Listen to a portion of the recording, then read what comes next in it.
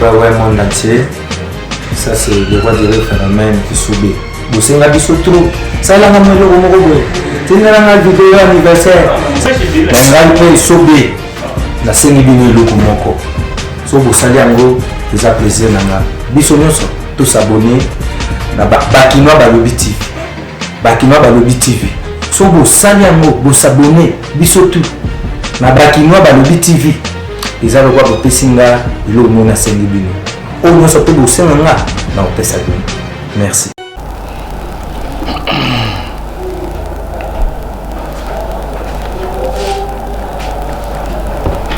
Dominique Ntambwa Wakaniki.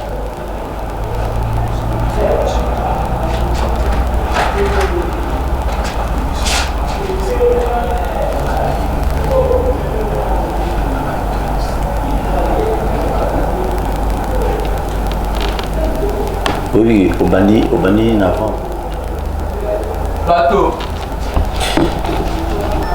Merci beaucoup na binonyo so Ebani la semaine et là mon déconfinement na commune ya Gomé Mukolo lelo bulu et kisali ke nazando pesi mbwa boyi nini ezali koleka kuna ba mama na ba papa mususu mais tout le monde va jeune belé ba mama tout le monde ba ngopenda mingité ba mama na ba papa mususu na ba jeune belé ba bimi na nzela ba lobi soki boutique efungwa mi biso pe phototeka donc baza nyebité Torobeta solo na ngwa torobenga pe ba konza ville ou torozwa na téléphone pour tout sur na bango bien pour ba expliquer biso qu'est-ce qui se passe là-bas mais boye ba na cour de cassation liwa ya kulutu na biso papa na biso président cour de cassation aleki na okufa je crois ndeko tiela biso photo pour mon nango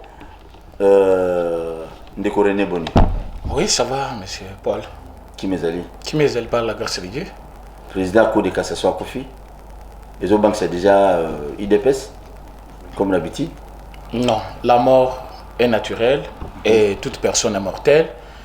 Tous allez couper sa condoléance, la famille est allée attristée, surtout Bissopé, Azali Moko Yabato, président Félix Aouti Konome, le premier président de la Cour de cassation, le juge Dominique Ntambwe Wakaniki, nommé récemment, c'est-à-dire Azana nous kunana inanete, Azana 5 mois, il vient de nous quitter. Pour nous, c'est une peine. Mais du moins, nous sommes en train de nous imaginer beaucoup de choses. Comment Bato Bazo Famille sont tel bien, Bazangambu ya cash. Qu'est-ce qu'il y a à la base? Est-ce qu'ils sont que Bazan mortel, Bazan Bako Fate? Pourquoi Kaka Bato côté à cash Bazo Kufatro et surtout au Bazan Bakate institution aminen. Liwa ya président à la Cour de cassation sont bien. Azali Moko ya bactère principal pour le moment. Na kati ya justice ya Congo. Yenda azali ko interpeller ba ministre, ba DG na batu mususu parce que au moins azali na ba attribution na yi. Mais il est récemment nommé, c'est une personne, c'est vrai que la mort peut surprendre tout le monde, mais cette mort pour moi ça me dit beaucoup de choses. Ça cache quelque chose. Il y a la peur na kati ya batu ebele, o balingite ba interpeller ba mon justice par rapport à mon frère, Liwa Ezali Naouti Koloba bien, Liwa Ezali et toute personne est mortelle. Mais Liwa Oyo, pourquoi quand on a une institution? Soit c'est la présidence, soit c'est cour de cassation, soit c'est ailleurs, mais pourquoi pas Batmoussou Soubazo Koufate Kakaou Yabisouana? Oyo Azam nommé récemment par Félix, chef de l'État, mais comment Akoufika Kaboy? Donc vous pensez, une courte maladie, ça veut dire quoi? Abelimingité, mais Akoufika Kabongo c'est-à-dire. Mais pourquoi Bino Bonzan a besoin de politiser en Liwa Bino Bongo politiser pourquoi? Parce que tout ça n'a pas de bélo, Balaka qui fait que nous allons paralyser le pays. Nous allons mettre le fait. Et quand on voit qu'il y a une justice qui peut bien réparer les choses et que Bato n'a pas beaucoup attaqué, t'as la juge Nya Indenga Koufaki. Même sorte. Na Cour de cassation, il y a un accueilli, président Yakou, Akoufi, le premier président de la Cour de cassation, Akoufi, Kuna juge Nya Akoufi. Donc on attaque la justice parce qu'ils ne veulent pas que la vérité soit connue de tous. Alors, ça, on ne peut pas rester silencieux. La mort est là. Tout le monde peut mourir. Même les lots, bien que je ne le souhaite pas, mais du moins, il faut que Liwa ya premier président, Liwa ya juge Nya Raphaël, et Zali Liwa Moko normalité, Makambo Beleza na Simona. Moni Bato Belé, Babimi Nanzela, Bato Moki, Basiliki, Balobi Bango Pe Fobateka. Mais selon Bato Babengi Biso Balobi, bapesi bango na Rwakadingi wana bateka nana tie bango gouverneur muta tie bango bien ezandenge ni excellence te na lisolo wana gouverneur a yebi décision wana te ya kotia ba mama na niveau ya na zando ya monene ndenge bolobi na Rwakadingi. Donc ba mama ndenge ba mama to bateki ya zando ba monaki ke lelo babaya wana basala lokola mouvement ndenge balobaka ya réclamation et ba s'installer na esika wana na kati ya marché. Police a permis bango te, mais pour le moment ndenge tozoyoka ponga moko nazana sur place te va s'installer na Rwakadingi ezali gouverneur tende ya lobby parce que gouverneur azo sale la mibeko ya mokonzi ya mboka ye moko président ya république akoki ko permettre ikamwandenge wana te. Donc wana eza nango na stade tokobenga ngo insubordination, mais bakotala tokotala ndenge nini situation yango to régler yango pe to régler yango na bosembo. La police muteche bato wana to asani mutache bato wana excellence to lobala minute oyo to asana to police e osenga nanu na kita kuna ngai pe pour nga naza neti boyebi président ya commission ya relocalisation ya ba mama mpona kende koyoka oyo bango bazoloba boyebi mboka na biso eza mboka ba rumeur bato bakoloba boye nini yango ezolekana me tomoni ba image nga mpe nasi na komoni ba image donc nazokita kuna mpe sur place nakende comprendre situation et totala ndenge suite nini tokopesa lisolo na yo tokokontinue yango na moment mosusu liboso esengaka nanu kosala mosala mpona kosala mosala bien kokende koyeba nini yango ezolekana poto peste to benda ba responsabilité est-ce que ezali ba police est-ce que ezali asane to ezali kaka groupement ya ba mama ba syndicat ozomona na syndicat mongo ezokota ba groupe pépé. Merci excellence, je crois que kozongela yo même l'après-midi si Dieu le permet pour te voir la précision monsieur. Merci Paul. Merci. Avant to kota lisolo ya Zandu na banzi ete boyoki ministre de la culture et art et communication avec la Kinshasa na meki ko joindre pour l'intérêt na bino boye ba ete Zandu photo kota moi lisolo photo beta lisolo ngo bien lisolo ya Zandu ngo jantini en fait ville ya Kinshasa na messias na société Saficom je crois ba kinena cour de cassation donc cour de na mokuse cour de cassation a pegisaki ni jantini ngobila asa appel d'offre te pona bayako bapesi image ya sika ya Zandu ni na Saficom mutu monta chamba kolokuna afungula Zandu te donc mibeko jusque les awana mais ceux qui ba mama bayeko teka donc ba violer balamo mibeko sikoyo mutu oyo ko de cassation à Rolanda mutu apesi bango aval apesi ba mama na aval na Rwakadingi bokende koteka wana photo ça la part des choses je vous informe les choses et à clair na meki ko benga pe syndicaliste wana mususu wana ceux qui communiquent nani téléphone les cartes je ne sais pas chaque fois que ba manifestation zali numéro syndicaliste on est les cartes donc moi boulou ki mukizali donc ba mama Zandu ezali ya kokanga ezali ya kokanga ce n'est pas gentini ngobilande mutu akangi Zandu te ezali cour de cassation comme lisolo zananu na justice balobi na asani libanais na ba congolais sur ba sima asani na bango na ville ya Kinshasa bozela tout trancher likambo bo c'est histoire dossier alors ceux qui quand moko bokomi otina bato bon on moni les mal ya makambo tozo beta lisolo oyo ba kinois na ba kinois bolanda biso ba congolais nyonso ezake okomona bato mususu bazali influencé par bato so tali bato ebele ba marché wana omona bato ba jeune garçon bana ba sengle na ba nzete na maboko na ba kilote est-ce que za ba mama bateka na Zandu eza sujet na biso alelo sujet na biso alelo après ba makambo to pesa mina actualité to beta lisolo ya 60 ans déjà ya lobby 60 ans il y a indépendance jeunesse congolaise eza ko évoluer ezo kende liboso tezozo masima nde tozo beta lisolo parce que comment la ba jeune nyonso ba elelo na Zandu ba tambola tout ça ata bino moko est-ce que on est maman est-ce qu'on est pas papa non botika ba politique on en a marre de vous boli ko politiser tel ou politiser te faut pas bon ça Zandu wana bomona ka mabe parce que vous se retrouver te c'est pas du tout bien ba maman tout la namibe ko à l'état je crois que non ngobilazara à l'état et l'état zabisonion sommaire sur ba kati likambo bozila to zeli na to kufate 3 mois to sali ba muso ba monter na ba wenze secondaire les a mon problème te likambo ya liwa ya président cour de cassation na banzi ete ezobangisa bakongolais belé vraiment bamonaka bato minene kaka nde bakufa yani toa baparenté familiale yani akufi minute moke pete toyokomona président cassation akufi vraiment ezomobangisa ça fait peur maintenant ce qu'on a même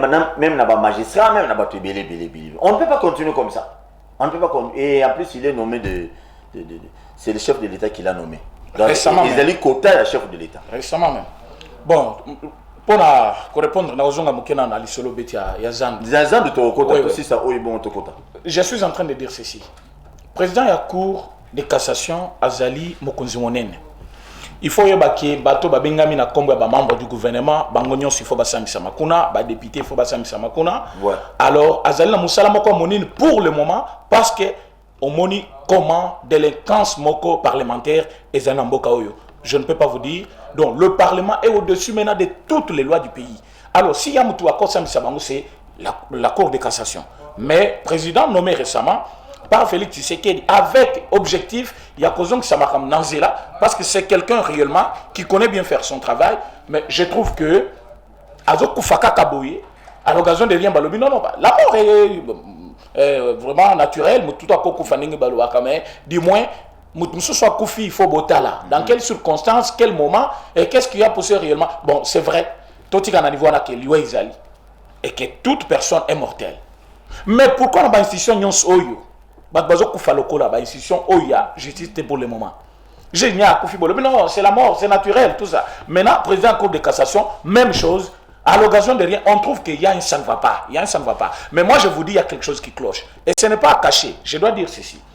Le long cannabis aussi, il y a des gens qui peuvent être interpellés. Tu as dit que c'est un membre FCC. C'est connu de tous. Ah, non, mais je vous dis beaucoup.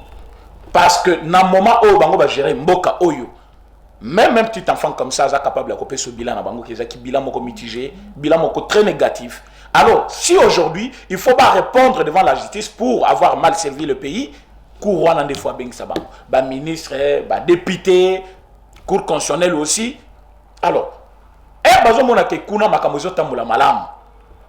ils doivent prendre la décision minée pour faire échapper quand même. Alors, quand nous voyons la mort, il y a notre premier président de la Cour de cassation, on s'imagine directement qu'est-ce qui est réellement derrière cette mort. Ce n'est pas quelqu'un qui veut que la vérité ne cloche pas directement, il faut attirer mon pensée pour que Atika Lanzelan est libre. Ça peut se faire. En politique, tous les coups sont permis. Vous avez vu quelqu'un vous dire, à commune à tweet naïe, à lobby avant le 30 juin, c'est Kikaya Bin Karoubi. À lobby avant le 30 juin, nous devons passer à l'action. Puis toi, les autres circulent dans les réseaux sociaux. Les autres, le 29, premier président de la Cour de cassation à Koufi. Action, il y a le bas qui va coller en action, tu éviter. Qu'on paralyse Mboka. Parce qu'avec la lire où vont les choses, avec la justice, il a bien précisé. Parce que pour Naye, Kokangamaya, vice-premier ministre, bientôt côté sujet, pour la bango, ils sont arbitraire. Mais je vais vous démontrer qu'ils sont arbitraire. Il y a un le bas qui, avec cette allure, nous devons passer à l'action avant le 30 juin. Aujourd'hui, c'est le 29. On nous signale la mort du président. Il y a cour de cassation. Je trouve que ce n'est pas bon. Ok. Tozobinga beaucoup mais ça gombe vous avez pas limbo ba maman na acha bango na place wana vous allez bien pour te soit pour te sera boy au monde na lobby bon bani ko tweeter bon bani ko loba te soit Alexanine te soit non naza l'autre côté mais moi na citoyen congolais je suis dans mes droits il y a tout la vérité est-ce que beaucoup mais c'est la commune à Gombe yene muto acha ba maman na parce que jusque là au biloko on est aux la population congolaise bazolo banabiso. Allô, bonjour monsieur le Bokoumès. Oui, journaliste. Non, ça va très bien. Monsieur le maire, vous allez en direct. Tu es bananu. Toyoki qui na zandu na commune na yo. Ezalo pesi mbwa boyi. Yo kego chaba mama na Rwakadingi bateka le moment zandu za okanga. Non, je pense que Namoko Nazalaki sur le terrain il y a 20 minutes. Kimia Izali, mais ba maman bazo le kisika, mais vous êtes sans ignorer que le gouverneur Nabiso a Tessaki ba place na commune à Kinshasa, commune à Barumbu, commune à Kalembelembe. Pour ba maman qui est côté Kakuna en attendant que pas réflexionner Zando. Ok. donc yango nde baoluka esika na rwakadingi bakesala nini monsieur le maire? Bon, je pense que na Wakadingi wana bamama bazoluka esika ya kotanda, bazoluka bisika ya koteka bien sûr, mais balabala eza zando te. Wana epekisami mibeko ezali, je pense que bapolisi bazala mpona kozokotya ordre depuis ntongo bazotya ordre mpe tosengi na bango batya ordre kote wana. Monsieur le maire, il semblerait bopesi ava na bamagasin efungwama yango nde epesi bamamakanda. Bon, gouverneur ya ville ya Kinshasa azwaki décision que bamagasin oyo eza na 150 mètres na zando bateka, mais barespecte bamesure barrière oyo ya kosokola maboko ya kozwa température, pas plus de 20 personnes na magasin ya kodésinfecter mpe bamagasin na bango après misala chaque 17 heures. Là je serai là aussi sur le terrain mpona koveiller na mesure wana oyo ya kotosa yango te mibeko ezali mpe bayebi ke mibeko ezali bamande kozala mpe kokuta bamande. Bamagasin c'est différent na zando bandeko, zando bakanyango parce que eza salité, zando bakanyango parce que il faut basala misala eza motema mabe te bacomprendre. Merci monsieur le maire, message na bato bakota batongo midi pokwa oyo baza kosantete fo baya koteka. Le message venait aux la queue. De toute façon, Zando peut être géré par l'hôtel de ville. Je pense que la seule personne habilitée à faire un message est le gouverneur, toi administrateur à marché. Nous avons profité qu'on ait pu faire un bateau, on continue à gomber l'élo, on va dire que gomber ça pour péto. On va dire que le bout de la montée m'a payé. Le bout de la ndoki, gomber ça pour péto. La 5e bâtiment qu'on peut pour péto. Tout ça, il nous a là. On va dire gomber comme il y a Dubaï, gomber comme il y a la ville de Moussoussou. Pas garder pour péto, tout garder pour péto. Covid-19, les autres, malaria peut bomaka, fièvre typhoïde peut bomaka. Donc, tout garder comme propre pour éviter la maladie, c'est très important. Merci beaucoup, mais nous avons comme à Dubaï ou BBC. Oui, et puis, allô? Oui, toujours Nous avons profité que nous en audience à ma case de Panayo. Nous avons profité pour que Mali ou Anagombe est dans le sud. Donc, pour commencer à Gombe, c'est pas pour ça qu'il y a Pekisi Mali ou Anagombe. Et j'assume que Gombe, Tolinso Mali ou Ate. Où il y a concentré à coup de bichon en Zélanaï. Par restaurant, oui, mais Mali ou Ate. Merci, monsieur le maire. Merci. Bon, on a déjà moi comédie à Bakissi, Gombe, comme on l'a à Dubaï, ça c'est la comédie. Oui, merci. Boki, Tobengi, beaucoup merci à la commune de Gombe, Tobengi, ministre, il y a communication avec la Kinshasa, nous avons positionné jusque-là, c'est le fait de gouverneur. Mais Ezali, ville, te permettre, maman, on a été mais toujours reprendre la Rolobakino, du solo, à Zando, Boye, Babo Kangaki, du solo à Zando, et à Soussou. Nous avons à Sana qui a ces bases se tirer dans Gobilate et comme une cour de cassation. Cour de cassation de AP, président cour de cassation à profit. Vous lui écoutez. Nous avons René.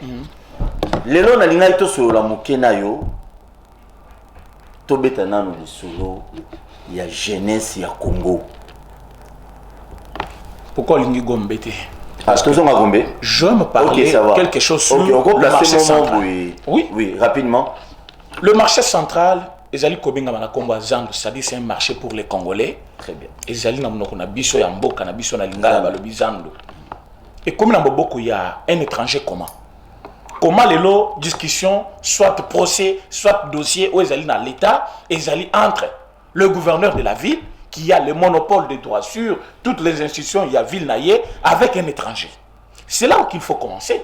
Parce que, maman, on a les lots. Tant que maman, on côté Gombe, il faut avoir la patience, utiliser mon thème, mais ces mamans-là, pendant 3 mois, économie mondiale, ils appartiennent. Locataire, il faut il faut courant. Parce que 2 mois après, c'est par excellence, président, chef de l'État, et s'il déjà, et que ces moments-là n'ont pas mangé. Ma facture est hier. Il y a une gratuité à courant à Maïwana. Donc, ma facture est hier après Moana. Sinon, la régie des eaux va gonfler pour te foutre à Moana. Et c'est bizarre, parce que le bail est foutu à thé. Président, le bail est foutu à thé. Déjà, il y a régie des eaux. Il faut que le chef de l'État veut dire ce qui veut dire l'État peut foutre ta facture à battre. Mais comment on va mettre sa facture pour récupérer mon pour ça donc contre la poche dans privé parce que parce que mbongo wana babakisi et kokota jamais na caisse à l'état parce que l'état fout ta facture naïe mais wana bazo zo côté à la population on est na parti politique parti politique d'ailleurs dans ça il faut bakangaye yango il faut auditer tous les DG à entreprises publiques nyonso à l'état voilà continue sur la Zando alors na niveau ya Zando nous sommes en train de parler de quelque chose qui doit choquer tout le monde que les Zando na biso au lieu de la Zando ya mboka ya bana mboka et comment qu'ils Zando ya ba étranger ba maman on a les lots bazana plein droit na bango réclamer place na bango gombe fungwami bazana besoin bateka comme tout le monde et zate olu ki la bango place na kabamba olu ki la bango place na nan ils vont vendre là-bas quoi ba placer biloko quand mutasoma ki déjà sika na ville olungule sika wana o indemniser été côté OK kotika ye ozo luka futa oli sous somba place wana je me demande au pesa qui mbongo poisson ba place et puis à celle combien 3 mois nanda kwa teka kate parce que ba place en ba pesi bango ezali ofelete il faut ba somba sous ba place wana maintenant tango ki ko somba place wana yo mto sali 3 mois nanda o teka kate ozane lo côté et na minute ozongeli donc ezali mto oti chômage ozo senga mbongo ici ka futa donc le moment la paye doublement ok doublement mais doublement na peso ba précision ke pour le solo Zando nana bande ko belé ba teka na zone na landela o makasi solo Zando ezaki non batunyo ba mesa nyonso basali na ba commune périphérique nyonso ya Zando gouverneur à ville alobaki yango a haute voix qui non ekoki côté kamate ce sont des tables gratuites mais problème est à un niveau mon frère je suis passé par là bazo réclamer bazo senga ba mbongo nazoya commission basalaki liboso asala suivi ya biloko wana René commission wana ba kei na complicité ya ba bokumesa miyibi ba bokumesa miyibi bategi mesa gouverneur à ville à Kinshasa a changé commission mususu par le bino je ne peux pas accepter que non to lobby ba ezalo et le gouverneur a sengi ba manofuta ba taxe ba ticket wenzo ba futa wana abi par wana ba futa lo musuté non mais ba va occuper ba mesa bazo senga ba mbongo ba bourgmestre wana il faut ko intervenir ba ko kabola ba machette na ba 40 000 pour ba kata ka ba na ville province de Kinshasa au lieu de faire les autres donc un bourgmestre azo distribuer machette et 40 000 francs non mais c'est des blagues ça. On ne peut pas blaguer avec la population jusqu'à ces niveaux-là. Merci René. Ouais. Merci. 60 ans, on a vu après l'indépendance, c'est le Kokalobi. Les autres Kokalobi. Mais constant au bisoto sali na Congo, ils allaient être jeunesse à Zozo Rassima. Jeunesse à escalier à politicien. Les politiciens va exploiter la jeunesse à Congo le gars de Kamususu. Tant le gars de celui à Zando Tozo Betanayor. So tali bilongi bele wana bato na ba sengle na ba cicatrice na ba tatouage na soki nde nini bango nyonso wana so tali bien bali mbongo quelque part pour bima na nzela to moni na ba parti politique presque bele à Kinshasa soki mutu asalisa activité na ye il faut se référer na jeunesse à quartier Momboy il faut bazwa mbongo 10 000 la transport boya tozala meeting na place Songolo para mais le moment ba pesa bango mbongo René grâce à des bisous makelele donc et loko oya mutuya ezanini eza que politicien aza ko exploiter jeunesse mais azo préparer bango pour l'avenir ya lobité azo préparer bango pour la chaos ya lobby et c'est de même ngala lobaraso il est lo kuluna ko makasi na Kinshasa et koli penane zuma kolona na mapapu boy eza ba parti politique eza ba politicien na ba komisi kuluna makasi justement. Analyse vous avez totalement raison. Il dépasse tout ça l'analyse normale. Je vous dis, être de l'UDPS ou pas, être de PPRD, soit de SID, n'importe quel parti politique, bien, on est d'abord congolais. Bienvenue à CDP. Oui, on est d'abord congolais. On ne peut pas être là. Oui, lui, moi je lui félicite parce que parti depuis qu'il est là, c'est quelqu'un qui fait la fierté. Même ceux qui ont à FCC, mais aujourd'hui dans FCC, tous les bateaux, c'est la fierté du pays. Bienvenue dans Joli. Bienvenue IDP c'est Ndimio. Ah oui. Il y a des gens qui sont alliés au comprendre que non, il a une bonne idée. Mais il y a des gens parmi Batouana, mais c'est ça. Il y a parmi Batouana des gens qui sont vraiment très très dangereux. Très bien. Ce qu'on dit aujourd'hui, jeunesse congolaise abandonnée, à leur triste sort. Ce tel jeune on a 18 ans, 20 ans, ça coïncide avec le régime passé. Ça coïncide avec fin Yaren Yamobutu. Quels sont les partis politiques qui ont géré ces pays? Quelques militaires sur IDPS. Voilà, mais c'est ce que j'ai dit. Oui. Parce que parmi les jeunes qui ont revendiqué, la minute où on a couleur politique exactée. Quand je vois les images là, vous verrez bien que c'est le peuple congolais qui revendique droit naïe, mettant aux autres là. Naissance, il y a souffrance, tout le monde a et un régime Mokoboui. Dans quel sens? Chita Mobutu et Zaki chaotique. Oh, bah, qui cause au pouvoir avec un seul espoir, avec M. Laurent Désiré Kabila. Une lueur d'espoir. Quelques minutes et s'envoler. Voilà ce qu'on a chaos jusqu'aujourd'hui. Nous avons vu na 6e riz, na limité. Bache pena dojo, ba maître bazana, bazo kabola bango moto $100, lichette, moto $100, lichette, na 2011, 2006, na 2016. Ce sont des partis politiques. Bazo kabola lichette, on n'a pas katabanan. Koulono yozo monalelo. Koulono les a formés. Il y a 2 personnes parce qu'on est à la télévision, je ne peux pas citer. Oh, bazo kabola lichette, ndak, na ba jeunesse, on va koke aider pour garder ba parti politique na-bang. Mais quand il s'agit de partage des gâteaux, là vous verrez quelqu'un de 80 ans. Il est déjà sénateur, il est parfois député, c'est le sous-poste, DG à telle société. Mais il y a des jeunes dans ces pays-là, dans ces partis politiques-là. Ouais. Même chez nous à l'IDPS.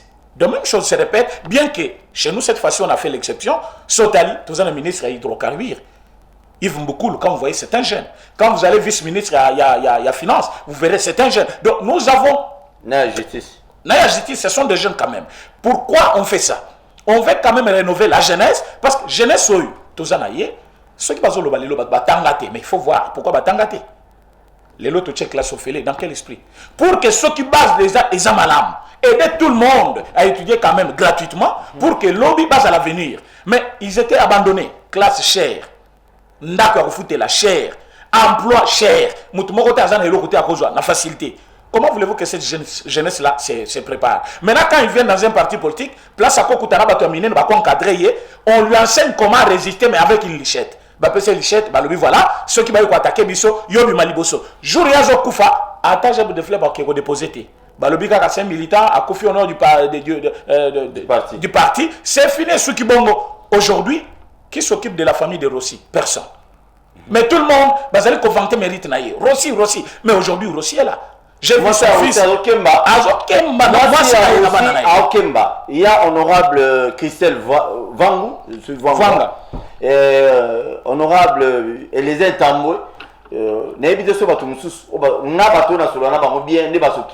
Honorable Christelle d'ailleurs Président Félix Tshisekedi à l'époque, il était encore opposant. Akenda Kitinanda Kouana Tikela Bango Loso, Pesa Bango Biloko. Mais depuis qu'il est devenu président, Banana Bazozela, Bazan a besoin quelque chose de comme Bango. C'est une famille où il a souffert na Bango. Moi j'étais à côté de Rossi, tu t'es éliminé à Rompoint Ngaba. So Matika na meso bandi au sala meeting, au lobby te Kabila dégage, Bogoyo Kanana Rossi te. Rossi Ponaye, il avait un seul mot, les médiocres dégagent.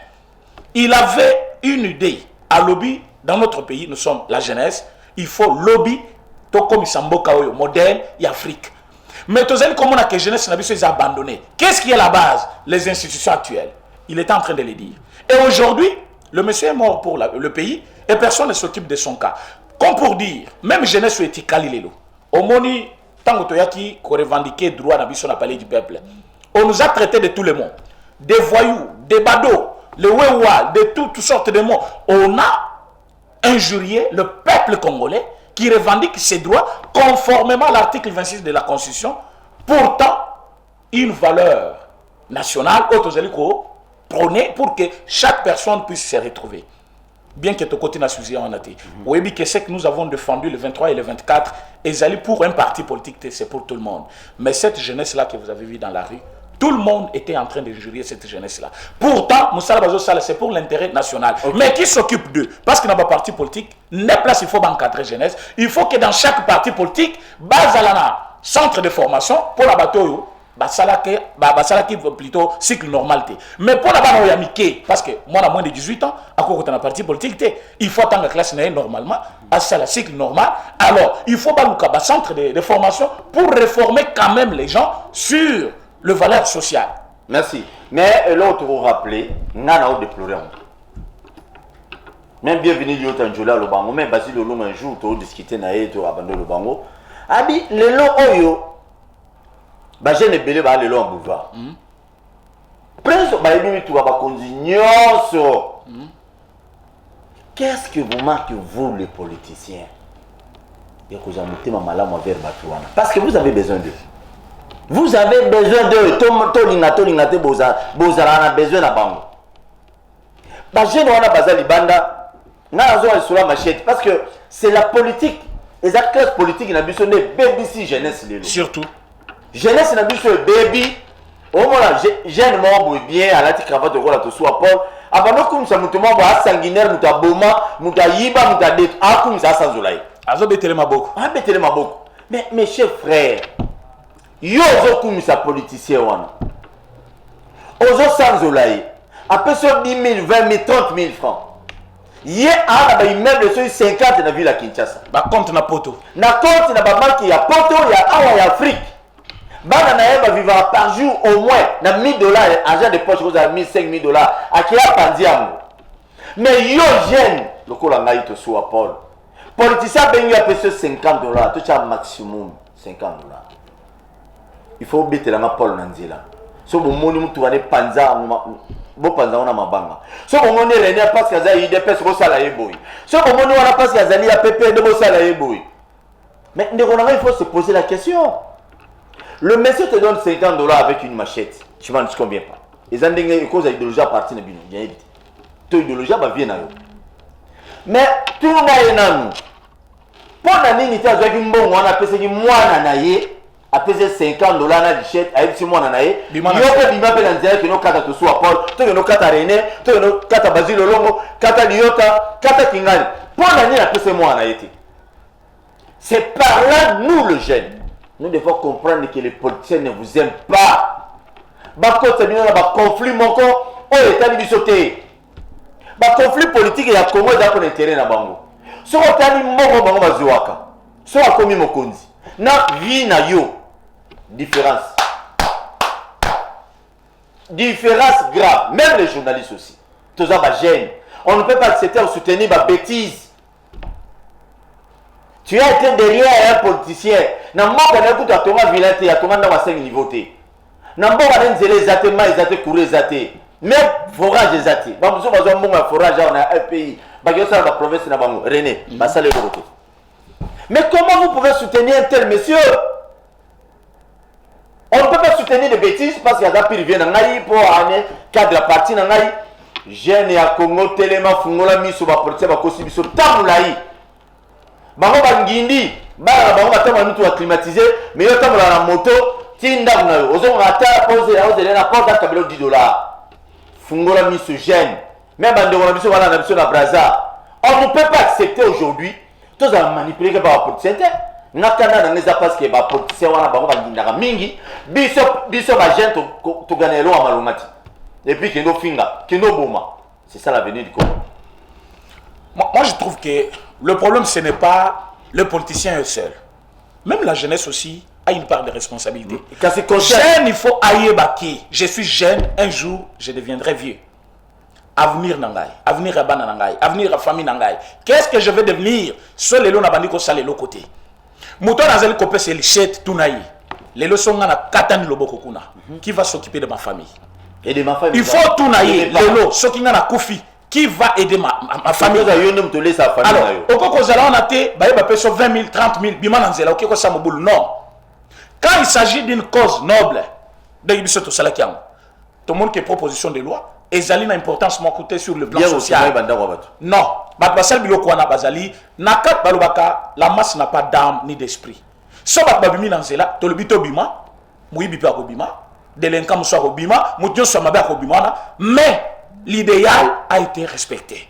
Les soucis c'était de barricader, par exemple, les députés Bakotete va voter Loana. Nous avons fait et nous avons reçu. C'était ça l'idéal. Mais l'idéal ce n'était pas que tout le monde.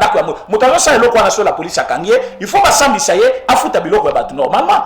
Mais ce n'est pas un gouvernement qui va dire, par exemple, malgré le ministre Aya qui correctifié, Abino, qui a indemnisé, qui total moi qui a baxi. Ah oui. Moi qui a levé moi de dommager mais normalement. Parce que bah indemniser bateau yo to ebi ke mboka ils a ba poche na bango na ba compte na bango non. Pour pas indemniser bateau il faut pas indemniser tous les Congolais ou ba perdre na ba marche wana parce que depuis marche en 1990 ba Congolais ba perdre biloko ebele. Tant ba kozo ko la ba so ravager biloko ba ebele. Marche banda les lotés activité et loko wana manifestation soulèvement populaire c'est garanti par la loi ceux qui ba salbo to mona en États-Unis d'Amérique. Nakati Yabato va revendiquer, il y a un noir tué. Je vous dis, il y a eu des pillages de toutes sortes.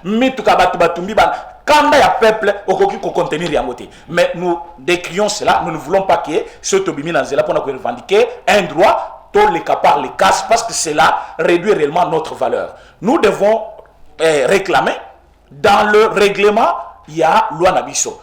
Dans les limites des lois, ce n'est pas parce que Balobi Biba Nazela, ou Bimi Nazela, Bandi ko s'attaquer à Mitou Kabat, Nabilo Kabato. Ça, c'est un comportement que nous ne voulons pas. Mais s'il faut revenir en arrière, tout le monde a que jeunesse soit Yemoko, ceux qui battent à Bazongi, à couper sa polo, voter, va voter Lissus. J'ai vu les députés depuis 2006.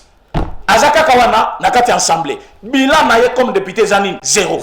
Mais il est toujours député. Je suis député, honorable député et immunité. Voilà pourquoi j'avais initié même une pétition. Il faut que l'immunité à député est réellement Kakatang Bazana Katia hémicycle. Parce qu'elle est garantie par la Constitution. C'est-à-dire, un député ne peut pas être arrêté pour ses opinions, soit prise de parole par rapport à un problème quelconque. Ceux qui ont la Katia plénière, aux position par un problème, Bakoki Kokangelo Yangote. Mais Libanda, il faut bakangaye comme tous les Congolais. Comme ça, ils vont fuir l'Assemblée nationale. Comme une place où il faut s'ériger une barrière contre la justice. Ceux qui n'ont pas mis moi ça batu bakangaite, naïbi mbonga l'état bakangaite, parce qu'il faut aller au Parlement, pas le moulaga immunité. Immunité ne constitue pas le cage où on peut se cacher pour commencer à faire du mal ou outrager les gens, soit violer la Constitution parce que je suis député. Il ne faut pas revoir l'OANA. Pas limiter l'immunité na bango, rien que les jours, le moment de plénière. Ceux qui ont la plénière, motion Izali, soit débat Izali, prise de parole nayo, soit prise de position nayo, bakoki jamais kokangelo yango. Mais ceux qui ont allé en dehors, mbebanya sokosal, balou la disposition constitutionnelle au balobi, non. Nous sommes à la session, il faut d'abord que retourne au Parlement avant mais ils sont là ailleurs, partout en Europe. Un député, c'est quelqu'un qui est juste à côté de la population. Ce n'est pas quelqu'un député. Non, tout n'a pas bilan. Maintenant, ils sont là, ça fait déjà une année. Oui, moi, ça va député, excusez-moi. Ça va député, que ce soit provincial, que ce soit national. Aujourd'hui, bateau va répondre à un plateau, les intamboués, honorable Mike Mkebaï. La plupart va qui marrent. Bah, on peut se bilaner. Bah, on peut se bilaner. Faut pas dire, ah, on a téléphone ouvert, bah, on bien va mettre un mail, je ne sais pas. Proposition de loi, oh, il faut proposer pour l'intérêt de la population. Depuis l'année au Mobimbe, 2019, Tobandi Moussous, bah, ça va proposer combien? Tous les députés là de Kinshasa que vous connaissez, combien de députés, bah, ça va proposer la loi pour l'intérêt de la population congolaise? Personne. Alors, bilan, on va sur la télévision et où ok. C'est différent. J'ai au lobby, au lobby, moi, mon côté, on a un lobby qui non, ils n'ont pas responsabilité pour la jeunesse. Oui, jeunesse. Parce que bah, la confiance, bah, en fait, niveau. Confiance aveugle. Il se donne à n'importe qui. Oui, mais à tous en mon beau là. Mais, ceux qui ont la discipline, n'a pas règlement, il y a vie na yo. La valeur humaine doit être gardée. Parce que moi, je ne peux pas accepter. La on a danger. Pour un 20 000 francs. Pour un 20 000, 50 000, 40 000. 40 000 francs. J'ai vu dans cette ville. Bakangi ba jeune belé, on a na machette de Bakangi bango. Oh, bazena 4 2 3 jours. Bon, moi, image belé la chaîne sur YouTube. Je me suis posé la question. Tant on Bakangi bango. Tous ces politiciens, parce que bateau va libérer, on pas mater. Pour bakangi bango en action, bakangi bana ba machete. Ba politicien ba koyate parce que ba politicien ba otika bino bo ke makala. Ata botangi bango za trop tard on va na makala. Le moment moi sinayo, bana na yo. Bango nyonso ba ola la nzala bazo kemba. C'est ce qui est anormal mes chers frères. C'est ce qui est anormal. Ndima nzala oli a lobby. Et le bas professeur de Fulmano. Habite au soir, Ndima, Doumano avec sa rapport, Ndima Zalalelo, le Bogolia. Ozo Ndimara au soutenir Moutou, Oyalingi Ote, Ba Politia Nabiso Balingi Bisouti. Ba exploiter Rabiso Ningen de Corena Otoloba, merci Ndeko. Alobi Karabino Wana. Bozo Mona Mabe Ba Politia, on a basé na Congo. Parce que Burkina Faso siège à ba parti politique. Boyembi, Nassou va passer une fois là, Ozo Molessimon. Papa, jeune et à Congo, ceux qui les loza mobola, ils ont volonté na yo. Bana Siraj Bazali. Tout le monde a garçon moi licencié na trait à Kimbuta, na quartier 1. Un licencié.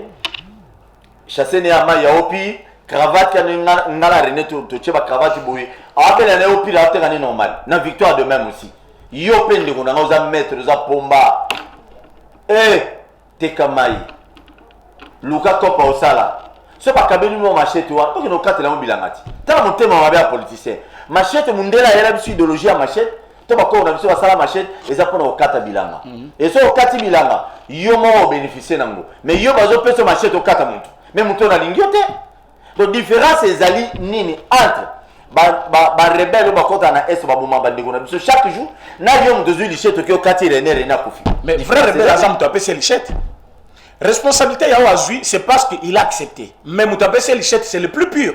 Voilà pourquoi on doit commencer à auditionner le parti politique Nyonswan. Depuis que vous avez parti politique, quel est votre apport dans la société? En Europe, ça s'est fait. Donc, yo zali, parti politique, Moussa n'a pas pour revendiquer aux pouvoirs. Au on a des députés, mais on a des ministres. Mais bilan n'a pas rapport à la société. Zéro.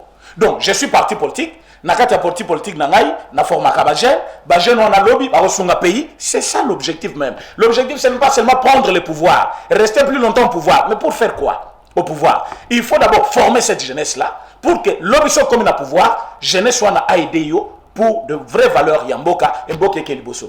Mais aux allez couper sa jeunesse lichette, au PC 40 000 akia kati mutu loboko. Yo zo le jour au pouvoir pour ça. Alors ba jeune tout ba instrumentaliser surtout dans cette période. Tous allez fêter 60e anniversaire du pays. C'est le moment où nous devons avoir plus de conscience. Moutou à 60 ans, c'est un vieux. Pays est à 60 ans. Tozawapi. Parce que vous prenez un bilan tout négatif, il y a plus de 52 ans, Bolimbo Tchang Moutou, il y a président Félix. Non, mais on doit se demander quelque chose. Les lots, alors, anciennes habitudes, toi, il faut totika. S'il faut qu'on pour revendiquer, parce que moi, j'aurais voulu voir.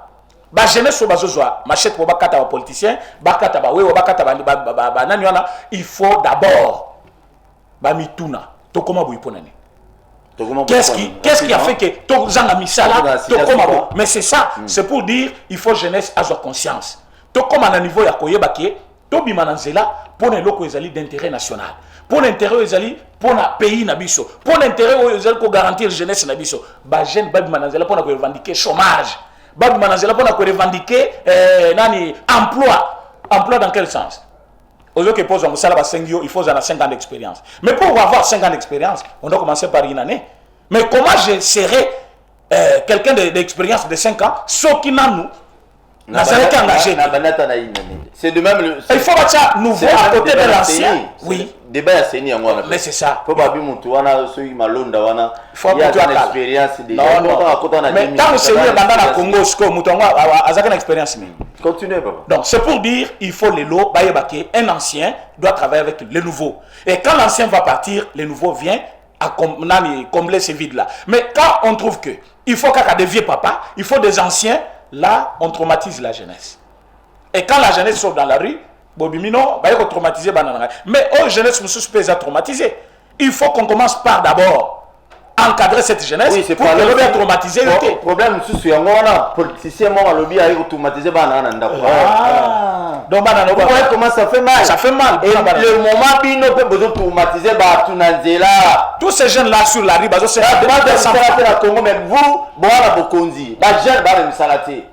quand nous avons posé dans la Kinshasa, qu'est-ce qu'il faut faire? Vous les politiciens, ni ba piste de solution ni bolu wa kino ba jeune wana ba kata su ba to machete kunu na ici la to bosa na Kinshasa. Politique wana eza wapi? Assemblée nationale bazolu kwa. Webi makambo biso to za l'Assemblée nationale, eza mambo biso to zo. Et ya kate. Makambo peuple azo zela. Eza ya ngote débat za l'Assemblée nationale. Mon frère, OK, vous le bazo tunayo aux tribunaux. Ça c'est quel pays ça? Appartenance tribale n'a compétence et c'est le marché de perte. Si quelqu'un qui peut me faire quelque chose du bien, Azali Mukongo, et que moi je suis Moulouba, je l'accepte à côté de moi. Parce que Azali n'a boye biongana yébité. Voilà pourquoi je félicite d'abord le président Félix Tshisekedi pour avoir nommé Dr Mouyembe. Oyebi que Dr Mouyembe Zakiawa, négligé par tout le monde. Et Bolezo si ça va tout est. Mais quand il est venu, il a dit non, ce monsieur c'est une tête, il doit travailler. Bon, mon acquis, la carte à campagne, je dois vous dire une chose. Oh, Zela. Expliquez bien. Félix a nommé Dr Mouyembe. Quand? En 2019. Ah non, mais Mouyembe wana yemte sera déjà bolavante. Non. Ah si c'est bolate, mais nana zakwa. Air docteur Oli Ilunga, ministre na Makala. Ministre de la santé zakwa. A détourné plus de 2 millions de dollars, il y a riposte Ebola toujours. Ah ok, continue. Alors, il a travaillé avec qui? Il ne voulait pas quelqu'un d'intelligent comme Mouyemba à côté de lui pour pas détourner Monga l'État bien. Voilà pourquoi il est en prison. Alors, Batouana Bazakiwana, ancien président Joseph Kabila, bah, il bien que Ebola est malade, très mortel. Et comme jamais. C'est plus que même la guerre. Merci. Mais ils nous ont laissé des gens, ils ne se connaissent pas dans le domaine, Batiki Bango, docteur Mouyemba Zakiwana, Nakatia INRB. Dans le Félix Aye, non. Moi, je suis président chef de l'État. Ce n'est pas l'appartenance tribale ou politique qui m'intéresse, moi. C'est la méritocratie.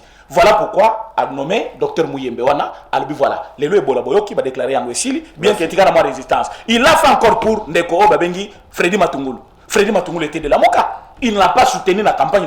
Mais une fois élu président, il a vu qu'on avait besoin de quelqu'un qui a une tête. Et que Matungulu avait une tête qu'il faut pour répondre à la critère. Il n'a pas dit parce que la Moka il a pris à Tindiakoun. C'est ça le pays que nous voulons. Nous voulons que ma appartenance tribale est si là. Merci Tozo Chite Awa. Merci pour notre temps. Tikali. La minute Tunda Kassende, vice-premier ministre de la Justice, en a parlé, à calmement, comme il est à l'aise, tu as PPND, tout ça qui est mission où tu lobby na Mike Mukebay, comme na mbio mto IDPS, à lobby me karabisoté. Bamang serabisoté. Et nasuka, yemoro vice-premier ministre à lobby, yeme étant ya benga bikende, et loko zate, ils bien tous amabe. Yeme a benga qui donc loko zate. Au moni biloko ya markwana, nde biloko ezopesa ba jeune ozomona na nzela na kanda. Ce que mon bagène bazo imanazela pour les bagènes et belba qui n'ont d'accord tout d'accord c'est qui encourager et féliciter bagène au bakina c'est ça bagène au yoka kaba pesa machette on a bagène à modèle one parce que eloko tout oui parce que eloko PPM na lobby na lobby ya on a lobby bagène au monaki na ndako na wana ndé qualité à bagène au yoka kaba pesa machette bandimi babimi nanzela parce que quelqu'un a commis une erreur grave je vous dis bien. Pour une petite histoire, rapidement, c'était le domaine réservé au chef du gouvernement et président chef de l'État. Parce que Moukandé Zaki a gouvernement. Il fallait le gouvernement statuer à répondre.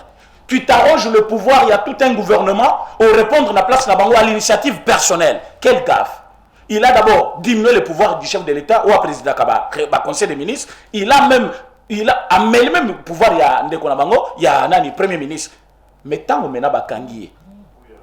Il y a le bien Yeme Yabengaki. Moi, je ne sais pas Yeme Yangwazanani. Ce qui il fait référence. Non, s'il fait référence. Non, ce n'était pas Yeme. À le bien Yeme Yabengaki.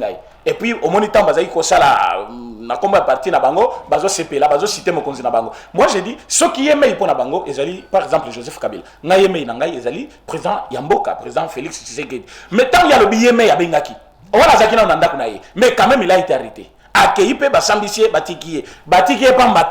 Il a été déjà auditionné. Il faut qu'on dise la vérité aux gens. Batikié parce que Lélo, il devait répondre. Je dois vérifier encore. Lélo lundi, il devait répondre. C'était pour que Lélo a kendé. Et Lélo qui a accueilli. Et Lélo qui a accueilli, il y avait des choses. Soit Basambissé a démissionné. C'était ça. Alors, ceux qui m'ont dit Sabatou, parce qu'il fallait battre ce triomphalisme, que non, on a gagné contre qui? Ce n'était pas d'un camp contre un autre, mais c'était des ministres contre la justice, parce que selon Cour de cassation, il avait manqué à sa mission. Okay. Et il n'est pas libre, il faut y avoir Azali en résidence surveillée. Et pas na qui est minute, et pas na au côté de la police est encerclée. Mais la police est tout le monde va gêner à côté non. Non, Bajen va pas partir ne pas côté, mais en résidence surveillée. Le résidence surveillée, Ingelo Bagino, Ingelo Banoni.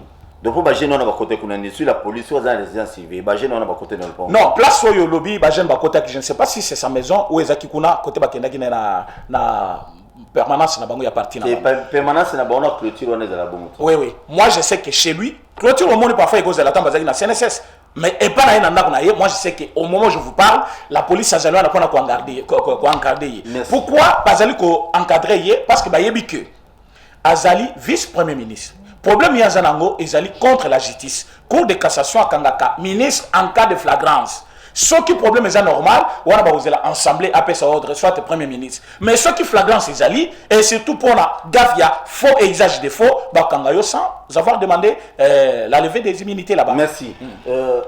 Premier ministre, à ça qui communiqué, tout le monde est correctifié. Manquement grave. Manquement grave. Le premier ministre ne peut pas communiquer avec les chefs de l'État au travers d'un communiqué à la télévision nationale. Qui est lu par l'un de ses collaborateurs. L'un de ses collaborateurs est signé par un assistant, soit un directeur de cabinet. Mais Yemoko, Premier ministre, il connaît, Ayebi, palais de la nation, Ayebi, cité de l'OIA, Ayebi, place à Kokutana, président-chef de l'État, lui remettre les documents à main propre, soit envoyés, mais à d'autres documents, on a et puis qu'on a la pression en famille politique. Bon, ce qui est la pression en famille politique, quand on devient responsable politique, c'est pour assumer. Alors, au coquille qu'on jouait sur le pression yabatunayo na l'égalité. Alors, Sotali, on choisit ce qui est mieux. Parce que ça engage sa personnalité. Ce qui est l'eau, Batbatounié, tant aux acquis, Premier ministre. En tant que Premier ministre, chef du gouvernement, quel est ton bilan? Il ne va pas dire non, FCC m'avait dit. Il va dire, moi, en tant que Premier ministre, moi, Sylvestre, j'ai fait ça. Oui. Maintenant, ce qui est, Azali, comme on a pression, il y a parti politique, au détriment de l'intérêt du peuple, Azali, qu'on ça l'erreur. Parce que, normalement, administrativement, M. Ilunga Sylvestre, Premier ministre, ne peut pas communiquer avec les chefs de l'État.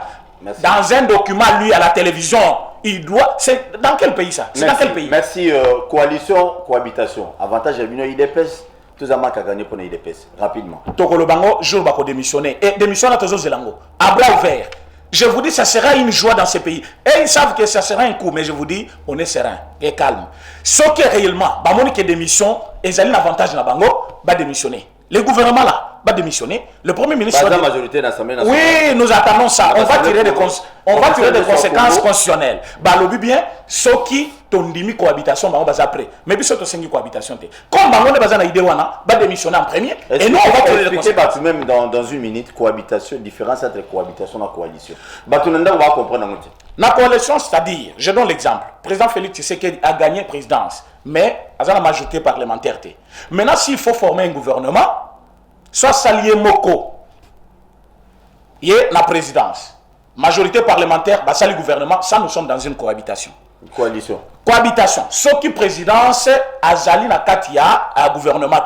Mais la minute, président, chef de l'État, na majorité parlementaire, bah, famille politique na bango, bah, sanganaki. Bah, yokani que nous devons gérer ensemble. Ça s'appelle coalition. C'est-à-dire le rassemblement des deux forces. On va gagner présidence, on va gagner parlement, bah sangani pour gérer mbok. Là, ça s'appelle coalition. Mais ce qui est là, gouvernement est totalement, il y a bateau va gagner majorité parlementaire, là, ça s'appelle cohabitation. Ce qui veut dire, tant que la cohabitation, ils ont dans leur idée qu'ils vont former un gouvernement et même, bah membre tout à cache barozalate, bah membre à la mouka barozalate et aux alaka FCC. Donc, la majorité parlementaire, c'est pour un parti qui a fait plus de députés, donc 250 ou 250 plus 1. Or, aucun parti n'avait fait ça. Moutoutou a bien. Aucun parti politique, aucun regroupement politique. Alors, ce qui est le lobby, c'est le gouvernement d'union nationale, gouvernement, il y a majorité parlementaire. Dans quel sens nous attendons cela?